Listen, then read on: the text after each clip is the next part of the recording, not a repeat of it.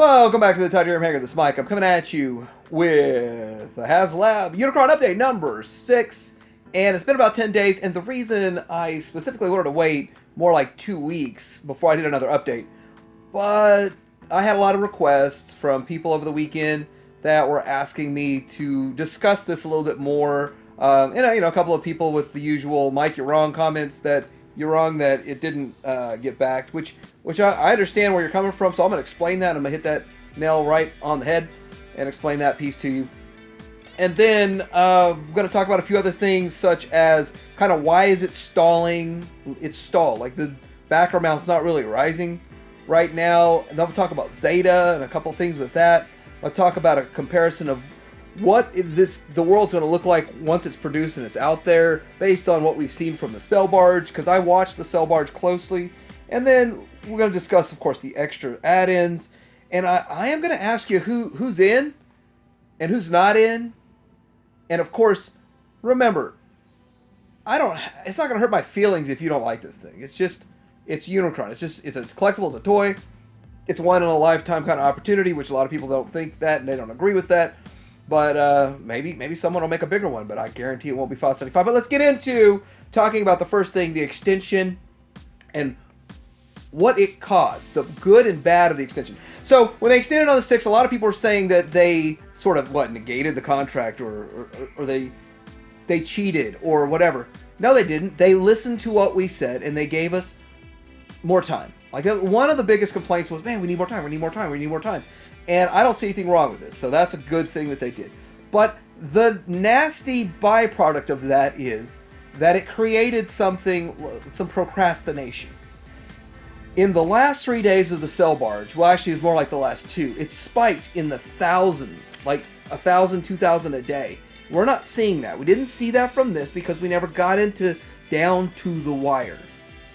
We never got down to the wire. Now, I still don't know if it would have been better if they waited till like the last day and said, okay, well, it's not happening, so let's extend it, or getting in front of it and extending it 3 days prior. I don't know. I don't know what would have been better. I am hearing people say that they believe there's a lot of cancellations. Like every new backer, we lose one. I don't know. I mean, I actually don't watch this number that close. I check it like once a week because we have so much time, and I know the capitulation is going to be there due to the procrastination because, hey, I got more time. Why place the order now? Which, by the way, I've got my 2 in. Nothing's changed there. So I do want to say I thought it would have backed for a couple of reasons. Number one, I felt that there would have been more international orders than 1,500. I really thought there was a lot more than 1,500 out there. But I also got to looking at the Cookie Monster situation. In the Cookie Monster situation, I noticed some serious number manipulation going on. And here's why I know I don't know for a fact. So I believe it was number manipulation because there were like 565 or 600 backers the night before when I was preparing notes to talk about it in my news the next day or in a video the next day. I had planned some notes. I jotted some down, but I didn't take a screenshot. I should have. I don't know why I didn't. I figured I was going to take a screenshot when it was the more updated number, but okay, whatever. The next morning it was 63 and not backed. So how's it go from 600 to 63? That's number manipulation. They had some fake elevated numbers in there, or they canceled so many and the fake elevated numbers are all that was in there.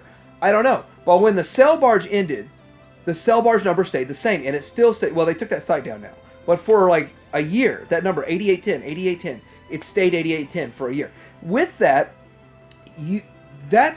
that number had to have changed due to some people's payments getting declined. My friend's payment didn't go through for whatever reason, even though he had money in his account or whatever. It didn't go through. He had to go and redo it on the very last day. And the reason that he knew it didn't go through was because he hadn't gotten his booklet yet. And I kept calling him, hey, dude, you got your booklet? You got your booklet? And he's like, well, I guess I'll call now. I was like, if you don't call today, it's Friday. The whole week, you have the whole weekend, they won't answer or whatever. So I know a lot of payments didn't go through with the Hasbro cell barge, but yet they left the number the same. They didn't update and change that number, but this number changed for the Cookie Monster. So that tells me that they were playing with the numbers. They may have been playing with the cell barge numbers too, but I don't know. Now, am I upset or do I care if they play with the numbers? No, I don't. I ordered my 2, I get my 2. I'd actually prefer it if they only make 6,000 and I've got 2 of those 6,000. Mine are more rare, and then I could turn around some other one for $3,000 later. I mean, that's, to me, I don't care. If they make this thing and it still only has 6,000 made, they're gonna make at least 8,000 no matter what. But that's the situation right there. So with that, whether they manipulate the numbers or they do it honestly, which I think they're trying to do it honestly, another thing that they could do to make sure that this thing gets back is an agreement with their partners. Now, I know that when you deal with business to business, you handle it different than business to consumer. And business to business, even to the taxation level, is a different handling in the business world. So they could actually say, okay, well, we need 2,000 more to back. Each of you commit to 400. We won't charge you till they ship. Well, that's not fair. We have to pay up front. Well, business to business operates different than business to consumer. And that's a possibility that they could do that. Now, I don't have proof that they're going to do that. Nobody said that. It's just all in my mind here. But it's a possibility. And with that, they could justify manipulating the numbers. And then again, like I said, I really don't care if they manipulate the numbers. I want my 2. I want them for the $575. And then let all those other places sell them for $1,000, I guess. All right, next. So I already discussed how the backing's not jumping way up there. The whole thing about the backing is this lull in the procrastination of people is have to pay for it now. Don't have to cough up the money right this minute, which you don't eat anyway. But they're waiting to get the funds. I mean, there may still be a whole bunch of people that are down to the wire for October 6th. Who knows? Next thing, the no payment plan. I want to talk about the no payment plan. Now, it seemed like they were real rude and kind of tacky how they handled the no payment plan. And I think that it's actually a bigger deal with the payment plan. I've got a lot of feedback on this. If, let's say your account could cover the $575 plus the shipping or the tax or whatever, plus the tax, right now. And then you go, okay, we're going to take $50 a month out of your account. And then the 4th month, all of a sudden your account, you can't, there's no $50 in there, or your credit card's over the limit or whatever. And then they're starting to deal with all of this. So what are they going to do? Start canceling thousands of people that have payment plan problems? That was brought up to me, and I understand that. That is an issue. So the other thing that's slowing this down, I believe a lot of people are thinking, you know what? I think I'll just put a Zeta on my shelf. He can stand underneath my my combiners. My combiners can look down to Unicron. But just like the video I made talking about sizing, we're never going to get a scale anything really above probably Omega Supreme and combiners. So that's the biggest. So city bots won't be to scale because they would be huge and as big as a room. And then this thing would be as big as a block. Not just your house, but a block. I mean, even bigger than that, planet size. So to get the idea of scale, you would just have combiners and Omega Supreme, them around the same size. City bots, say, you know, a few inches taller, and then a few inches taller of City bot. You have this guy. I'm okay with that. That matches scale okay. Zeta doesn't match scale unless you're just going to put it with Legends figures. So the Zeta one would look okay with some Legends figures, but not really in a Masterpiece display. Which, by the way, this is never going to look scale in a Masterpiece display. Okay, let's talk about all the comments people are saying. Well, it doesn't have a Masterpiece finish, and it's just a chug figure, and it's just a big chug figure, and it's poorly designed, and it's got a lot of kibble, and okay, there's a lot of negative there, right?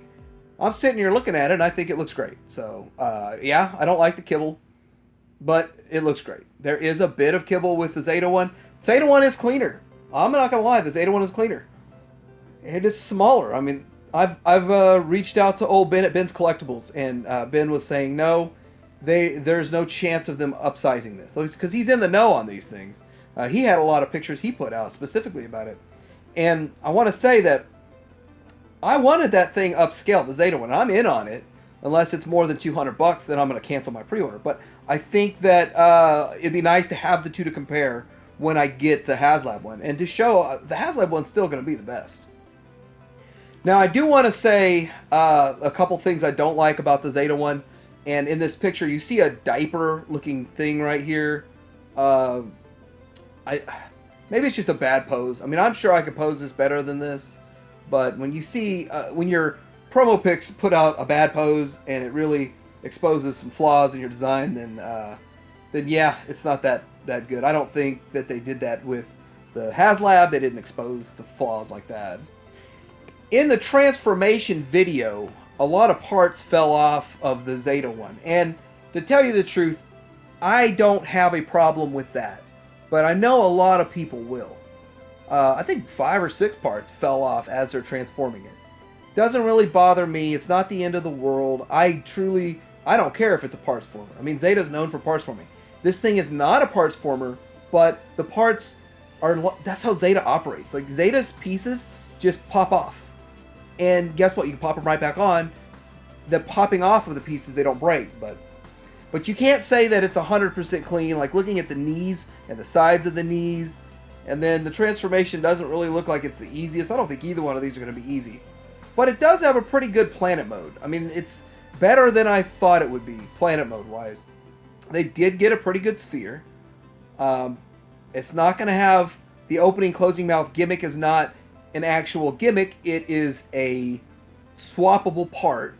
So, there's that. The rings, they're okay. I mean, I don't have a problem with them.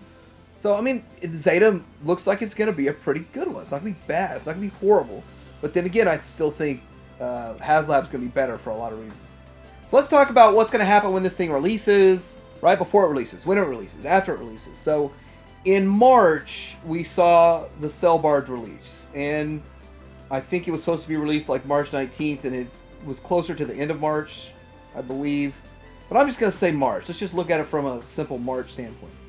Prior to the release, people were selling Cell Barges for $1,500 pre-order, and then you get your barge. And then when it came in, they shipped them out. And I know a guy on there sold 13 of them like that and made a lot of money. He paid $500, waited a year, and sold them for $1,500. Made $1,000 each on these. So, I mean, that's something that happened with the barge. Now, the barge is a different franchise in a different world. Once they were released, the first day they were between 115 and 130 because they were selling so fast on eBay. And they were selling for $1,200 or something. They were selling cheaper because so many were hitting the market so fast. And then it stayed about 100, and each month it's dropped about 15 or 20 to today. We're looking in September. There's about 20 on eBay right now. 22, 19, depending on which one's in and sell and all that stuff. So the big rush of it's over. Now the barge is going to start getting into the rarity. The barge by the end of the year, I'll be surprised if we still have 20 up there at the end of the year. But hey, who knows? Maybe people are holding back. But what happens when the quantity goes down, the price goes up. And I think the same thing's going to happen with, exact same thing's going to happen with Unicron. And even with the barge, it had 400 units that Haslab put up on eBay, and they sold out in minutes. It didn't sell out in hours. It sold out just kind of like that most recent Galvatron that came up from Fans Toys. It came up yesterday or today or something. It sold out in minutes everywhere. That's how the Cell Barge sold out. You're talking right now, we don't see 400 jumps in a day aside from when they added international. But when the thing releases, any extra stock is going to clear out fast, especially when it releases. And when people start doing videos about it, we have it in hand, and it's like, wow, it is as good as we thought it'd be, or it's even better. I mean, that thing's going to sell out fast. What I do want to say is I would not want to pre-order this thing like 2 weeks before release date, because that would be where you get completely destroyed on price. That's the highest price, because when it comes out, you're gonna have a whole bunch of people with extras wanting to sell it for just $1,000, and right now you can get it for way less than that. It's just funny to even be talking about that, but it's the world we're gonna live in a year and a half. People considering putting $1,500 towards this. Okay, so extras. I want to talk about the extras and the throw-ins, and here's the thing. I really hope they give us a couple of more incentives. It looks like they quickly slapped together this little Galvatron and 3D printed it, painted it, and said, oh, here, we got this add-in. This does not look like they put any thought, advanced planning into this thing. And I know with the MP44 figures, the little legs fall off. This actually looks like it's built like the legs won't fall off like the MP44 figures do, but the little human figures.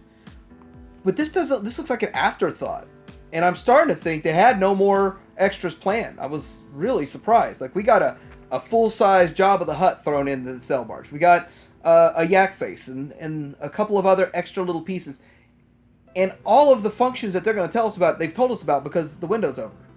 Like the window's over that they originally planned. So I don't know. I would like to see. Okay, let's see what I'd like to see. I'd like to see a Quintesson set. I would like to see the little Kranix figure. I'd like to see a couple little ships. I would like to see some options here that we could display it with. So we have little ships. People talk about the little Quintesson ship, and then like an arc ship, but the whole like thing, and real small, so that we can make it look like it's flying into his eye and all this stuff. But truthfully, I don't think they have anything else planned. I'm hoping they're taking this extra time to give us a little bit more. Now, with all this said, I do want to hear the feedback from you. Who's in on this? Who's not in on this?